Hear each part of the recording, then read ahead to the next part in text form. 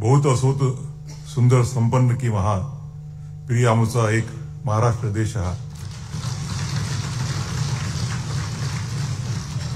थोरांची जन्मभूमी असलेले संत ज्ञानेश्वर, संत नामदेव, संत एकनाथ, संत तुकाराम, जनाबाई चोखामेळा यांनी या महाराष्ट्रात आध्यात्मिक लोकशाहीचा पाया रचला. भारतात स्वातंत्र्याचे मुहूर्तमेढ केलेले आणि देशाचे स्वातंत्र्य आणि सार्वभौमत्व अबाधित राहावे याकरता ज्यांनी स्वातंत्र्याचा ऐतिहासिक लढा उभारला ते छत्रपती शिवाजी महाराज. त्याला भारताचे रिनेसान्स किंवा पुनर्जीवन म्हणता येईल त्याची सुरुवात करणारे क्रांतीसूर्य ज्योतिबा फुले आणि क्रांतीज्योती सावित्रीबाई फुले. जनतेचे हृदयाचे राजा छत्रपती शाहू महाराज या घटनेच्या निर्मितीमध्ये आणि या देशामध्ये सामाजिक आणि आर्थिक समानता आणण्यामध्ये ज्यांचं अनन्यसाधारण महत्व आहे ते डॉक्टर बाबासाहेब आंबेडकर, कर्मवीर भाऊराव पाटील, अहिल्याबाई होळकर यांच्या स्मृतीला मी सर्वप्रथम वंदन करतो. आज खरं म्हणजे हा महाराष्ट्रातला मी फक्त सत्कार जिथे जिथे काम केलं होतं तिथेच स्वीकारणार हे ठरवलं होतं. त्याच्यामुळे संभाजीनगर, दानवे साहेबांचं अमरावती आणि मुंबईची वकील परिषद आणि नागपूर आणि हा शेवटचा सत्कार समारंभ आहे. परंतु याचं जे महत्व माझ्या मते आहे ते अनन्यसाधारण असं आहे. हा फक्त दोन्ही सभागृहाच्या सदस्यांनी केलेला बहुमान नसून महाराष्ट्राच्या 12,87,00,000 जनतेचा मला मिळालेला आशीर्वाद आहे असं मी समजतो. आणि सर्वप्रथम त्या महाराष्ट्राच्या जनतेला, महाराष्ट्राच्या मातीला वंदन करतो. मला आपण भारतीय राज्यघटनेवरती बोलायला सांगितलेलं आहे आणि मी नेहमीच भारतीय राज्यघटनेची जी विद्यार्थी म्हणून स्वतःला समजत आलेलो आहे आणि भारतीय राज्यघटनेच्या बद्दल जे माझ्या मनात जे रुजलं ते या विधिमंडळातून जेव्हा मी 10वी पास झालो आणि वडील ज्यावेळेला उपाध्यक्ष होते विधान परिषदेचे ओल्ड काउन्सिल हॉलमध्ये आणि त्यानंतर 1981 मध्ये या बिल्डिंगचं उद्घाटन झालं, नव्या बिल्डिंगचं. त्याही वेळेला ते सभापती होते आणि त्यांच्या उपस्थितीत आजही ब्लॅकवरती नाव आहे. आणि अशा विधिमंडळाच्या इमारतीत ज्या विधिमंडळात माझ्या वडिलांशी अतिशय 30 वर्षापेक्षा जास्त नजीकचं प्रेमाचं नातं राहिलेलं आहे त्या विधिमंडळात हा जो माझा सन्मान आपण करत आहात तो माझ्यासाठी न भूतो न भविष्यती असा आहे.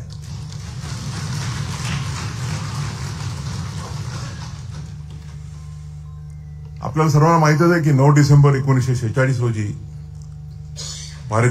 भारताच्या घटना समितीची पहिली बैठक झाली आणि त्यानंतर 13 डिसेंबर 1946 रोजी पंडित जवाहरलाल नेहरू यांनी जे ऑब्जेक्टिव्ह रिझोल्युशन असतं की घटना समिती आपण कशा करता निर्माण करतो आणि घटना समितीचा स्कोप काय राहील, अजेंडा काय राहील. त्यानंतर बाबासाहेब आंबेडकरांची त्यांना असं वाटलं होतं की माझा टर्न एक 7-8 दिवसानंतर येईल. परंतु 17 डिसेंबर 1946 रोजी बाबासाहेबांना पाचारण करण्यात आलं आणि ते म्हणाले की खरं तर माझी तयारी नाहीये, मला अधिक वेळ पाहिजे होता, मला वाटलं होतं की 2-3 दिवसानंतर माझा क्रमांक येईल. परंतु मला पाचारण करण्यात आलं की मी विस्ताराने जे बोलू इच्छितो असतो ते बोलता येणार नाही तरी माझे विचार मांडेल. आणि बाबासाहेब त्यांना त्यावेळेला माहिती नव्हतं की ते घटना समितीचे सदस्य, मसुदा समितीचे सदस्य होतील किंवा मसुदा समितीचे अध्यक्ष होतील. तर बाबासाहेब म्हणाले की या ऑब्जेक्टिव्ह रिझोल्युशन्समध्ये अनेक अशा बाबी आहेत की माझ्या मते it is lacking in various aspect. Babasaheb म्हणाले की पहिली गोष्ट म्हणजे या घटनेमध्ये जो राईट टू लाईफ आहे, राईट टू लिबर्टी आहे आणि right to holding a property without it being taken by due process of law, त्या मूलभूत गोष्टींचाच गोष्टीच त्याच्यामध्ये नाही आहेत. आणि दुसरी बाबासाहेब म्हणाले की आपण काही फंडामेंटल राईट्स दिलेले आहेत ऑब्जेक्टिव्ह रिझोल्युशनमध्ये, परंतु rights are of no use without remedies. आणि ते म्हणाले की जोपर्यंत आपण कुठल्या मूलभूत अधिकाराचं जर हनन झालं असेल, त्याचं व्हायोलेशन झालं असेल, तर त्याकरता रेमेडी प्रोव्हाइड करणार नाही, तर तोपर्यंत राईट्सला काहीही महत्व नाही. तिसरी बाब बाबासाहेब म्हणाले की पंडित जवाहरलाल नेहरूंकडनं ऑब्जेक्टिव्ह रिझोल्युशन होतं आणि त्यामुळे मला त्यांच्याकडून जास्त अपेक्षा होत्या की जो पक्ष एका सामाजिक आणि आर्थिक समानतेकरता ऍडव्होकेसी करतो, त्याचा पाठिंबा करतो, या घटनेमध्ये जे ऑब्जेक्टिव्ह रिझोल्युशन आहे त्याच्यामध्ये या देशाला निर्देश देण्याकरता सामाजिक आणि आर्थिक एकता कशी यावी याकरताही काही प्रोहिबिजन नाही. आपल्याला सगळ्यांना माहितच आहे की बाबासाहेब हे एक खऱ्या अर्थानं राष्ट्रीयत्व असलेले व्यक्ती होते. बाबासाहेब नेहमी म्हणायचे की I am first Indian and last Indian. आणि त्या पहिल्या भाषणातच बाबासाहेबांनी म्हणाले की whenever the dignity of the nation is involved it is paramount. जेव्हा केव्हा देशाच्या प्रतिष्ठेचा प्रश्न येतो, मग त्या प्रतिष्ठेसमोर कुठल्या एखाद्या व्यक्तीची, कुठल्या एखाद्या राजकीय विचाराची, कुठल्या एका संस्थेची प्रतिष्ठा ह्या सगळ्या संपल्या पाहिजेत आणि देशाच्या प्रतिष्ठेसाठी आपण सर्वांनी एकत्रित झालं पाहिजे. बाबासाहेब बंगालमधून निवडून आले होते घटना समितीवरती आणि पार्टिशन नंतर त्यांना ती जागा रिकामी करावी लागली, कारण की तो भाग पाकिस्तानमध्ये गेला होता. आणि त्यानंतर 22 जुलै 1947 रोजी बाबासाहेबांना मुंबई प्रोव्हिन्समधनं घटना समितीवरती घेण्यात आलं. बाबासाहेब म्हणाले की त्यानंतर 4 नोव्हेंबर 1948 त्यानंतर 29 ऑगस्ट 1947 रोजी बाबासाहेबांना पहिल्यांदा घटना समितीचं सदस्य आणि त्यानंतर मसुदा समितीचं अध्यक्ष करण्यात आले. आणि मग मसुदा समितीने सांगोपांग जवळपास 1-1.5 वर्ष कार्य केल्यानंतर राज्यघटनेचा फायनल ड्राफ्ट बनवला आणि तो 4 नोव्हेंबर 1948 साली डॉक्टर बाबासाहेब आंबेडकरांनी घटना समितीसमोर सादर केला. आणि त्यांच्या भाषणात ते 4 नोव्हेंबर 1948च्या कुठल्याही संविधानाच्या विद्यार्थ्यांनी बाबासाहेबांचे जे संविधान सभेमधील भाषण आहेत त्याचा निश्चितच अभ्यास करायला पाहिजे. बाबासाहेब म्हणाले की we have provided a federal structure, परंतु हे फेडरल स्ट्रक्चर अमेरिकेसारखं नाही आहे. Under the American federal system there are 2 things which do not suit the Indian society. Babasaheb म्हणाले की माझ्या मते संपूर्ण देशाकरता एकच घटना अभिप्रेत आहे आणि अमेरिकन कॉन्स्टिट्यूशन प्रमाणे संघराज्यासाठी वेगळी घटना आणि राज्यांसाठी वेगळी घटना हे जे प्रोव्हाइड करण्यात आलेलं होतं ते म्हणाले ते चुकीचं आहे. दुसरी बाब बाबासाहेब म्हणाले की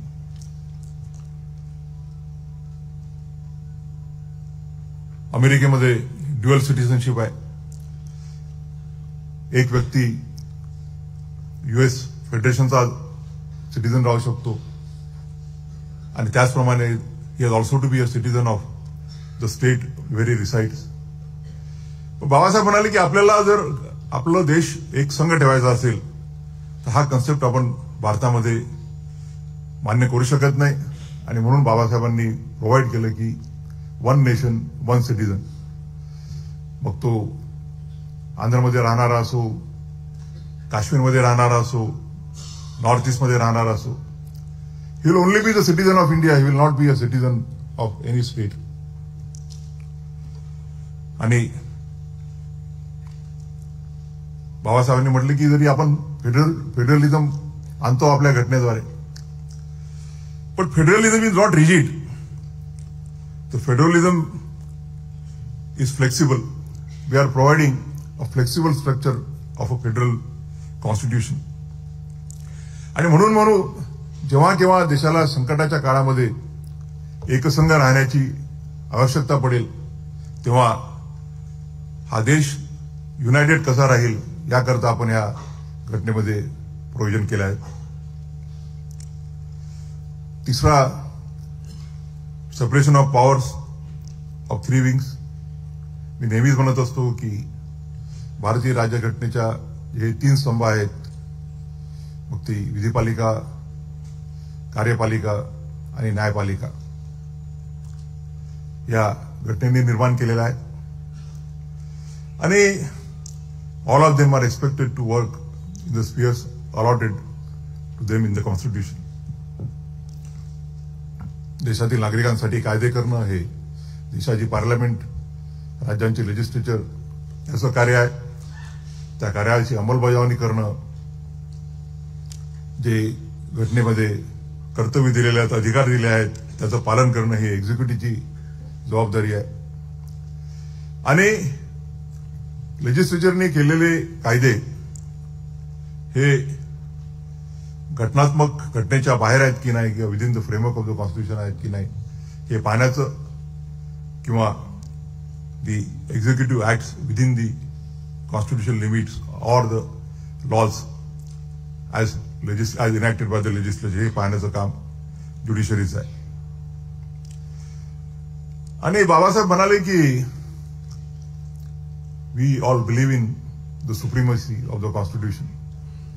कॉन्स्टिट्यूशनने प्रत्येक 3 विंगला आपले आपले अधिकार वाटून दिलेले आहेत आणि जर त्या अधिकारांचं आपल्या घटनेच्या सीमेमध्ये जर कार्य होत असेल, त्या अधिकारांची अंमलबजावणी होत असेल, तर मग कुठल्याही संस्थांमध्ये कॉन्फ्लिक्ट येण्याची परिस्थिती येणार नाही.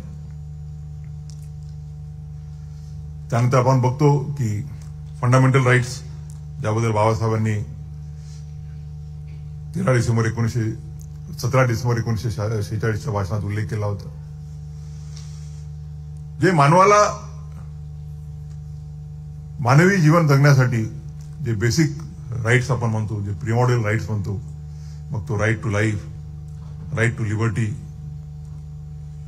ज्याला the right of a person not to be arrested without following due process of law, आणि असे अनेक अधिकार आहेत. मग राईट टू इक्वॅलिटी असो, ते आपल्या पार्ट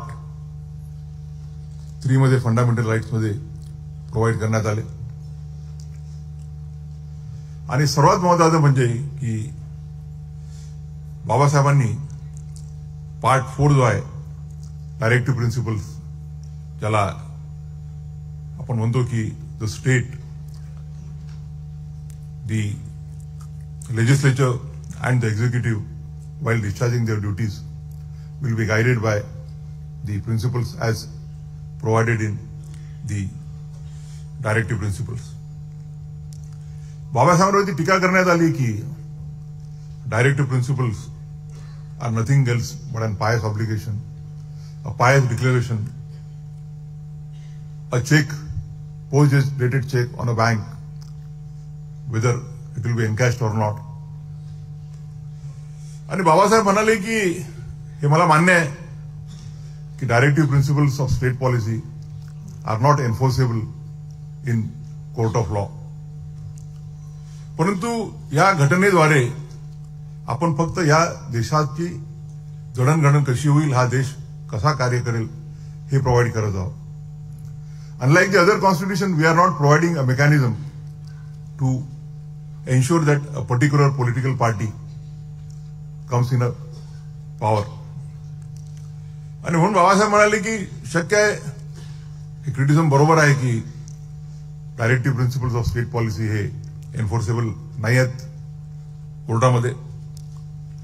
परंतु जे काही राज्यकर्ते आहेत त्या राज्यकर्त्यांना जर ह्या प्रिन्सिपलशी ते इमानदार नाही राहिले आणि त्यांनी या डायरेक्टिव्ह प्रिन्सिपल्स प्रमाणे या देशामध्ये सामाजिक आणि आर्थिक समानता दृष्टी आणण्याच्या दृष्टीने जर प्रयत्न नाही केले तर every 5 years they will have to face an electorate, and though they may not be answerable to the court of law, they will be answerable to the electorate when they have to face the elections.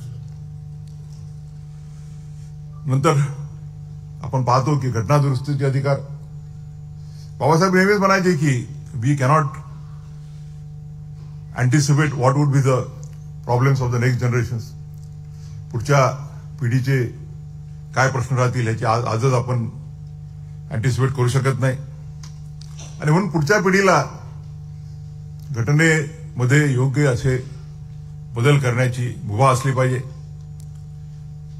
आणि आपण बघतो की तरी घटनेमध्ये घटना दुरुस्तीचे ordinarily फक्त majority of both the houses of पार्लमेंटनी घटना दुरुस्ती होऊ शकते. परंतु जेव्हा जेव्हा देशाच्या बेसिक स्ट्रक्चर बद्दल किंवा देशाच्या फेडरल स्ट्रक्चर बद्दल इंडिपेंडन्स ऑफ 3 weeks असो किंवा इंडिपेंडन्स ऑफ ज्युडिशरी असो त्यावेळेला जर काही घटना करायची असेल तर जोपर्यंत दोन्ही हाऊसेस ऑफ पार्लमेंट मध्ये 2/3 majority of the members present, which shall not be less than half of the total members. आणि जोपर्यंत अर्ध्या राज्यांच्या विधिमंडळाचं रॅटिफिकेशन होत नाही तोपर्यंत अशा घटना दुरुस्ती करता येत नाहीत. इंडिपेंडन्स ऑफ ज्युडिशरी बद्दल पण बाबासाहेब म्हणाले की आपल्या जर देशाला मजबूत ठेवायचं असेल तर the judiciary has to work as a watchdog. It's a custodian of the rights of the citizen under the constitution. आणि म्हणून judiciary should be independent from the executive interference. आणि बघतो आपण की कॉन्स्टिट्यूशन कोर्टच्या जजेसना जर त्यांच्या पदावरून काढायचं असेल तर एक स्ट्रिंजंट असं प्रोसिजर प्रोव्हाइड करण्यात आलं इम्पिचमेंटचं. जोपर्यंत दोन्ही हाऊसेस ऑफ पार्लमेंट 2/3 मेजॉरिटीनी ठराव पास करत नाही तोपर्यंत अशा जजला काढता येत नाही. त्यानंतर जवळपास वर्षभरामध्ये अनेक अशा अमेंडमेंट्स सुचवण्यात आल्या आणि बहुतांश अमेंडमेंट ज्या ज्या बाबासाहेबांनी मान्य केल्या त्या ऍक्सेप्ट केल्या गेल्या आणि ज्या बाबासाहेबांनी ज्या अमेंडमेंट्सला विरोध केला त्याला हाऊसने ऍक्सेप्ट नाही केलं. आणि त्यानंतर पूर्ण चर्चा झाली आणि चर्चेला उत्तर देताना डॉक्टर बाबासाहेब आंबेडकर ज्या ज्या अमेंडमेंट स्वीकारल्या होत्या ज्या ज्या अमेंडमेंट रिजेक्ट केल्या होत्या त्याबद्दल त्यांनी एक अतिशय महत्वाचं असं मार्गदर्शन केलं. 25 नोव्हेंबर 1949 रोजी आपण आपली राज्यघटना आपल्या सर्वांना ज्या दिवशी दिली 26 जानेवारी 1950 त्याच्या एक दिवस अगोदर आपण अडॉप्ट केली 26 नोव्हेंबर 1959 पण ती अंमलात आली 26 जानेवारीला. आणि बाबासाहेबांवरती दुहेरी टीका करण्यात आली होती की ही जी घटना आहे एकीकडनं टीका होती की ही घटना खूप जास्त पॉवर सेंटर गव्हर्नमेंटला देते आहे आणि दुसऱ्याकडनं टीका करण्यात आली की स्टेटच्या बाबतीत खूप जास्त लिनियंट अशी प्रोव्हिजन्स केल्या आहेत. पण बाबासाहेब म्हणाले की आपण घटनेद्वारेच राज्य विधिमंडळाच्या आणि या देशाच्या विधिमंडळाच्या जो सेंट्रल पार्लमेंट आहे त्याचे लेजिस्लेशन करण्याबाबत काय काय अधिकार आहेत ते घटनेतच विधित केलेले आहे. आणि त्याचप्रमाणे जी एक्झिक्युटिव्ह आहे ती मग राज्याची असो की सेंट्रलची असो, त्यांचे सुद्धा आपण घटनेमध्ये अधिकार इयरमार्क केलेले आहेत. आणि म्हणून the constitution is neither too much of centric nor too much of federal. आणि बाबासाहेब म्हणाले की आम्ही अशी घटना तयार केलेली आहे, we have finalize such a constitution will keep the country united at the times of peace also as at the times of war. आम्ही या देशाला अशी घटना देतो आहोत की शांततेच्या काळात, त्याचप्रमाणे संक्रमणाच्या काळात ही घटना या देशाला मजबूत ठेवेल.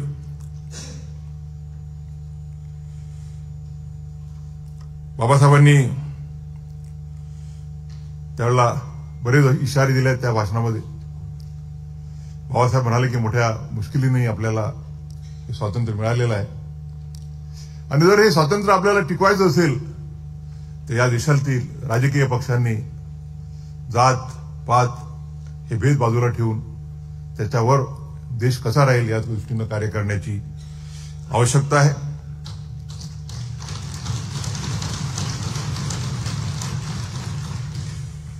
आणि बाबासाहेबांनी इशारा दिला की बाबासाहेब म्हणाले की we have assured to the citizens justice, political, economic and social. आम्ही राजकीय, सामाजिक आणि आर्थिक न्याय या घटनेद्वारे या देशाच्या नागरिकाला आपण प्रॉमिस केलेला आहे. आणि बाबासाहेब म्हणाले की what is social and economic democracy. ते म्हणाले की social and political democracy is a way of life where the liberty, equality and fraternity are the guiding factors. And not individually, but together, liberty, equality and fraternity together are only needed to ensure that we achieve social and economic democracy in the country along with the political democracy. Babasaheb म्हणाले की जर समजा नुसतं समानता राहील तर माणसाला आपल्या आयुष्यामध्ये काही एक्सेल करण्याचं इनिशिएटिव्ह राहणार नाही. आणि जर नुसतंच लिबर्टी राहील तर it will be a survival of the fittest.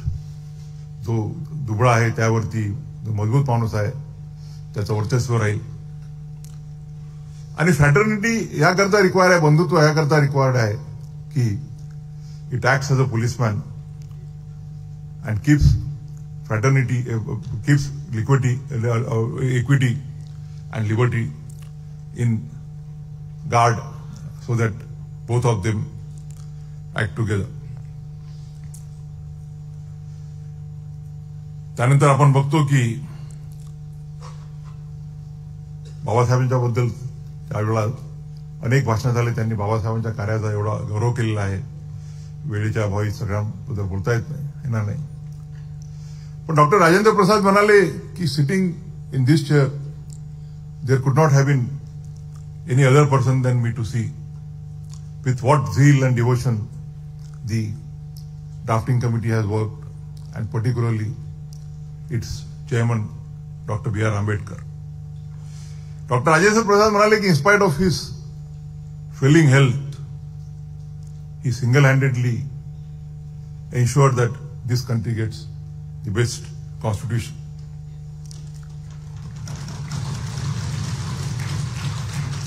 आणि आपण बघतो की बाबासाहेबांनी जो विचार व्यक्त केला होता की the constitution cannot be static, it has to be organic, it has to be evolving and it has to suit the needs of the society. सुरुवातीच्या कालखंडात देशाच्या अनेक राज्यांमध्ये जे अग्रिगेट रिफॉर्म्स आहेत, मग जमीनदारी अबॉलिशन ऍक्ट असो किंवा जमीनदारांकडून जमीन घेऊन ती जे लँडलेस आहेत त्यांना वाटण्याचे कायदे असो किंवा प्रोटेक्शन ऑफ टेनन्सी ऍक्ट असो, जो कसेल त्याची जमीन, असे अनेक कायदे अनेक राज्यांनी निर्माण केले होते. आणि काही हायकोर्टांमध्ये ते मान्य करण्यात आले आणि काही हायकोर्टांमध्ये ते अमान्य करण्यात आले. आणि म्हणून भारतीय राज्यघटनेला पहिली आणि दुसरे की त्यावेळेला मद्रास गव्हर्नमेंटनी शेड्यूल कास्ट आणि बॅकवर्ड क्लासेससाठी रिझर्वेशन प्रोव्हाइड केलं होतं मेडिकल कॉलेजेसच्या ऍडमिशनमध्ये, इंजिनिअरिंग कॉलेजेसच्या ऍडमिशनमध्ये. आणि ते चॅलेंज करण्यात आलं मद्रास हायकोर्टात. मद्रास हायकोर्टाने तो चॅलेंज मान्य केला. ते म्हणाले की इक्वॅलिटी क्लॉज आहे आपल्या घटनेमध्ये, आर्टिकल 14, आर्टिकल 15(1). त्यामुळे असं रिझर्वेशन देता येणार नाही. आणि हे रिझर्वेशन घटनेमध्ये बसावं याकरता पहिली घटनेचं अमेंडमेंट 1951 मध्येच करण्यात आलं, जेणेकरून clause 4 of article 15 was inserted in the constitution. अनेक प्रोव्हिजन्स केल्या गेल्या की जो कॉन्स्टिट्यूशनमध्ये डिस्ट्रीब्युटिव्ह जस्टिसचा कन्सेप्ट आहे आर्टिकल 39 खाली, की या देशाच्या प्रॉपर्टीचं, या देशाच्या ज्या मालमत्ता आहेत त्याचं विकेंद्रीकरण झालं पाहिजे. आणि त्या दृष्टीनं त्या कायद्यांना कॉन्स्टिट्युशनल प्रोटेक्शन देण्याकरता घटनेमध्ये प्रोव्हिजन करण्यात आली की जेणेकरून जर असे कायदे जर चॅलेंज झाले की they are violative of fundamental rights, तर such a challenge will not be sustained. आपण बघतो त्यानंतरच्या कालखंडामध्ये अनेक अशा अमेंडमेंट्स करण्यात आल्या. मग 1970च्या दशकामध्ये खूप साऱ्या अमेंडमेंट्स करण्यात आल्या, जेणेकरून जो डिस्ट्रीब्युटिव्ह जस्टिसचं इकॉनॉमिक आणि सोशल इक्वालिटीचं जे कन्सेप्ट आहे तो पूर्णत्वाच्या दृष्टीनं कसं देता येईल. आणि आपण जर बघतो की सुरुवातीच्या काळामध्ये सुप्रीम कोर्टाचा असा व्ह्यू होता की जेव्हा केव्हा डायरेक्टिव्ह प्रिन्सिपल्स आणि फंडामेंटल राईट्स यामध्ये कॉन्फ्लिक्ट येईल, यामध्ये विसंवाद येईल, त्याच्या वेळेला fundamental rights will prevail over the directive principles. आणि directive principles are subordinate to fundamental rights.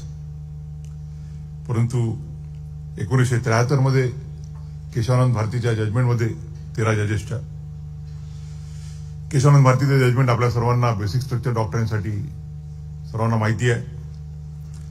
परंतु आपण बेसिक स्ट्रक्चरची जी डॉक्ट्राईन आहे त्याच्यामध्ये 6 सन्माननीय जजेसने असा व्ह्यू घेतला की the parliament's power to amend the constitution are unrestricted and parliament can bring about any amendment to the constitution.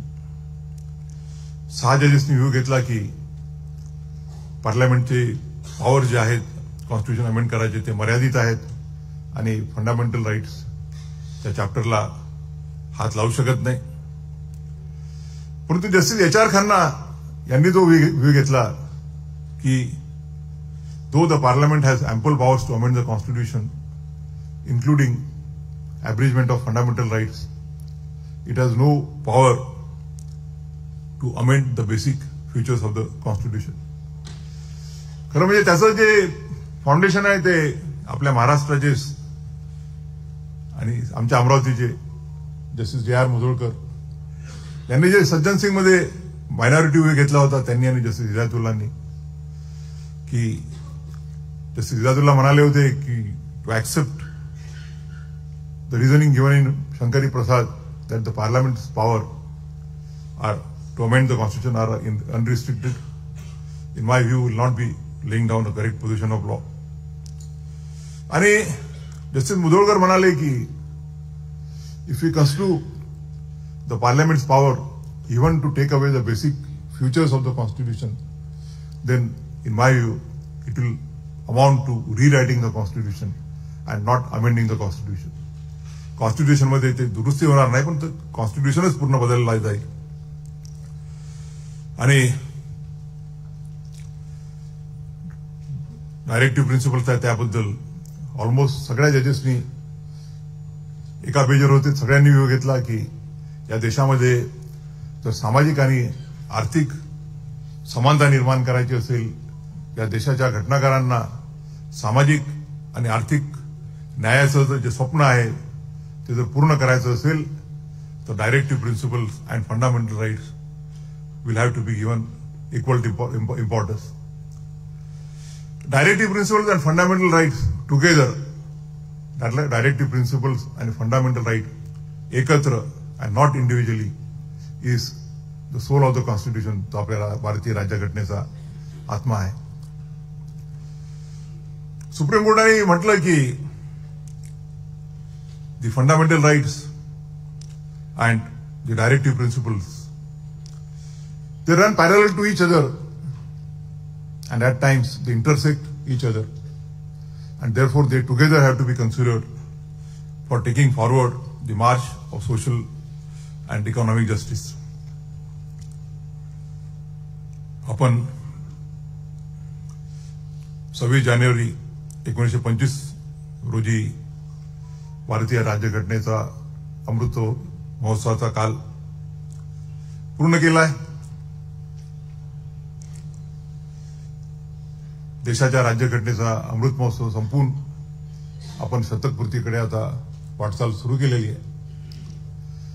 आणि कुठल्याही राज्यघटनाकरता 75 वर्षाचा कालखंड हा खूप काही मोठा मानला जात नाही. परंतु मला अभिमानानं या प्रसंगी सांगावंसं वाटतं की हा जो 75 वर्षाचा कालखंड आहे, मग त्या कालखंडामध्ये देशाच्या तिन्ही संस्था ज्या आहेत, मग ते लेजिस्लेचर असो, ते एक्झिक्युटिव्ह असो आणि ज्युडिशरी असो, त्यांनी भारतीय राज्यघटनेला अभिप्रेत आहे असंच कार्य केलेलं आहे. सामाजिक आणि आर्थिक न्यायाच्या दृष्टीनं, सामाजिक आणि आर्थिक समानतेच्या दृष्टीनं देशाच्या पार्लमेंटनी, देशाच्या विविध विधिमंडळांनी अनेक असे कायदे केले आहेत. मग ते restoration of land to schedule caste schedule tribe act असो किंवा prevention of atrocities on SC/ST act असो. टेनन्सी लॉज अबॉलिश केल्यामुळे या देशातल्या लाखो नागरिकांना ते जे जमीन कसत होते त्या जमिनीचे ते मालक झाले. जमीनदारी अबॉलिशन ऍक्टमुळे जी जमीन जमीनदारांच्या किंवा ते रॉयतवारीज वगैरे वेगळ्या वेगळ्या स्टेट्समध्ये आहेत त्यांच्यामध्ये केंद्रित होती, ते सिलिंग कायद्यानुसार घेऊन त्याचं या देशाच्या गोरगरीब लोकांना वाटप करण्यात आलं, जेणेकरून त्यांना एक रोजगाराचं, उपजीविकेचं साधन मिळावं. महारवतन अबॉलिशन ऍक्ट आहे आपल्या राज्याचा, की जिथे जिथे महारवतन होते त्या वतनदारांना जमिनीचं मालक करण्यात आलं. असे अनेक ऍक्ट आहेत. मग ते लेबर वेलफेअरचे असो. या बाबासाहेब नेहमीच म्हणायचे की या देशामध्ये सर्वात जर कोणी मागासवर्गीय असतील तर त्या म्हणजे महिला आहेत, आणि त्या महिलांना मुख्य प्रवाहात आणण्याकरता क्रांतीसूर्य ज्योतिबा फुले आणि क्रांतीज्योती सावित्रीबाई फुले यांनी त्यांना शिक्षणाची दारं उघडे करून दिली आणि पूर्ण देशामध्ये त्याला आपण एक रिनेसान्स म्हणतो त्याची सुरुवात केली. आज आपण बघतो की कुठल्याही फील्डमध्ये असो आमच्या महिला भगिनी अग्रेसर आहेत. या देशाला महिला पंतप्रधान मिळाल्या, या देशाला 2 महिला राष्ट्रपती मिळाल्या. पहिल्या आपल्या महाराष्ट्राच्या प्रतिभाताई पाटील आणि दुसऱ्या सध्याच्या राष्ट्रपती द्रौपदी मुर्मू. त्या नुसतंच महिला नसून आदिवासी समाजाला आतापर्यंत राष्ट्रपती झाला नव्हता, आणि या देशाच्या घटनेने दाखवून दिला आहे की या देशातील जो सर्वात वंचित समाज आहे आदिवासी, तो सुद्धा इथपर्यंत पोहोचू शकतो. या देशाचे 2 शेड्यूल कास्टचे, अनुसूचित जातीचे व्यक्ती, त्या KR नारायणन असो की रामनाथजी कोविंद असो, ते या भारताचे प्रथम नागरिक भारताच्या राष्ट्रपती पदापर्यंत पोहोचू शकले.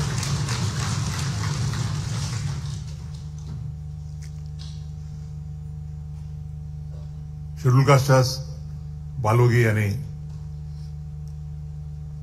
मीराताई या दोघी लोकसभेच्या सभापती झाल्या. आज आपण बघतो की अनेक राष्ट्रांमध्ये, अनेक राज्यांमध्ये जे चीफ सेक्रेटरी आहेत किंवा डायरेक्टर जनरल ऑफ पोलीस आहेत, ते हा जो वंचित समाज आहे, schedule caste, schedule tribe, OBC या समाजाचं प्रतिनिधित्व करून त्या उच्च असे पदस्थ त्यांनी ऑक्युपाय केलेला आहे. आज भारतीय राज्यघटनेचे 75 वर्ष अमृत महोत्सवी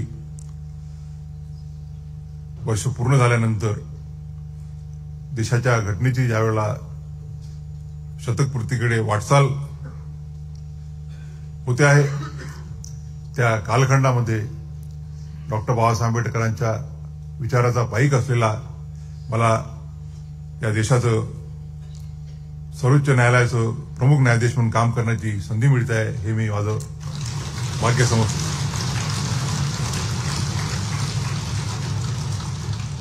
मगाशी देवेंद्रजींनी उल्लेख केला. मी नेहमी समजतो की पदं जे मिळतात ते they are not power, they R power coupled with duty. आणि एका संविधानिक पदावरती, मग तो हायकोर्टाचा न्यायमूर्ती असो की सर्वोच्च न्यायालयाचा न्यायमूर्ती असो, म्हणून तुम्ही ज्यावेळेला कार्य करता त्यावेळेला त्यालाही या घटनेमध्ये, मग ते घटनेचे फंडामेंटल राईट्स असो किंवा मार्गदर्शक तत्वे असो, त्यानुसार त्याला कार्य करणं हे अभिप्रेत असतं. केशवानंद भारतीच्या केसमध्ये 3 सन्माननीय न्यायमूर्तींनी असं म्हटलं की इव्हन द जजेस R part of a state within the meaning of Article 12 of the Constitution. And therefore, when they discharge their duties, they are bound to take due cognizance of the directive principles. Babasaheb नेहमीच म्हणायचे की भारताची राज्यघटना हे या देशामध्ये एक रक्तविहीन क्रांती निर्माण करण्याचं साधन आहे. It's an weapon for bloodless revolution in the country. निश्चितच आपण ह्या 75 वर्षाच्या कालखंडात त्या दृष्टीनं कार्य केलेलं आहे.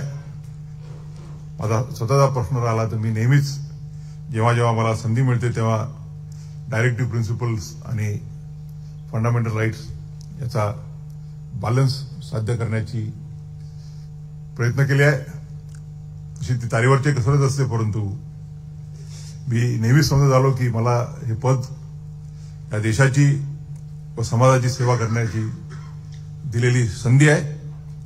आणि त्यानुसार न्यायदानामध्ये जेव्हा जेव्हा मला कार्य करण्याची संधी मिळाली, ते कुठलेही प्रश्न असो, मला मगाशी देवेंद्रजींनी म्हटलं की नागपूरच्या हजारो झोपडपट्टीवाले त्यावेळेला बेघर होणार होते. आमच्या एका विद्वान न्यायमूर्तींनी आदेश दिला होता की 8 दिवसामध्ये जर ते झोपड्या कलेक्टरला पाडले नाही तर त्याला कलेक्टरला जेलमध्ये घेण्यात येईल. मग अशी अजितदादांनी उल्लेख केला की मलाही थोडे ऑफिसर वगैरे घाबरतात, पण मी अशा ऑर्डर्स करत नव्हतो. आणि मला सांगावं वाटतं या प्रसंगी की त्यावेळेला विलासरावजी देशमुख हे महाराष्ट्राचे मुख्यमंत्री होते आणि त्यांनी सांगितलं की जर आपण ह्या प्रकरणामध्ये जर इमिजिएटली काही करू शकलो नाही तर नागपूरला फार मोठी लॉ अँड ऑर्डरची परिस्थिती निर्माण होईल. मला आनंद आहे की त्या 8 दिवसाच्या पिरियडमध्ये आम्ही ती ऑर्डर स्टे करू शकलो. मला वाटतं त्यावेळेला देवेंद्रजी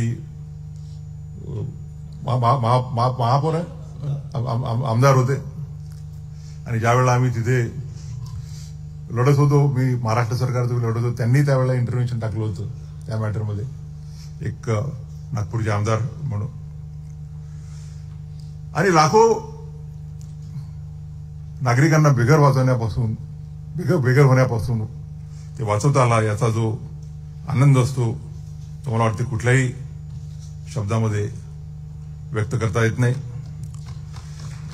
आता झुडपी जंगलचा उल्लेख केला त्यांनी.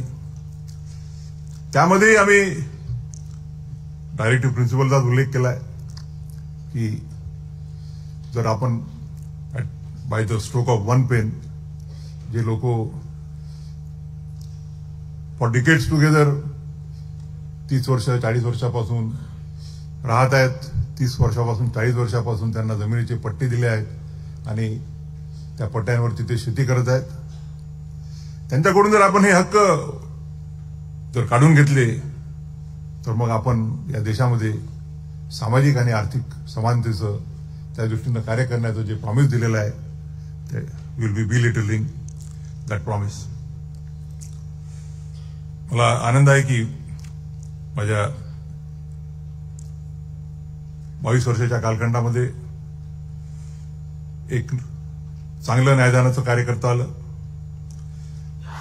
या देशामध्ये बाबासाहेबांचं आणि घटनाकारांचं जे स्वप्न होतं सामाजिक आणि आर्थिक समानता निर्माण करण्याचं, त्या स्वप्नामध्ये खारीचा वाटा असेल पण तो उचलण्याची संधी मिळाली.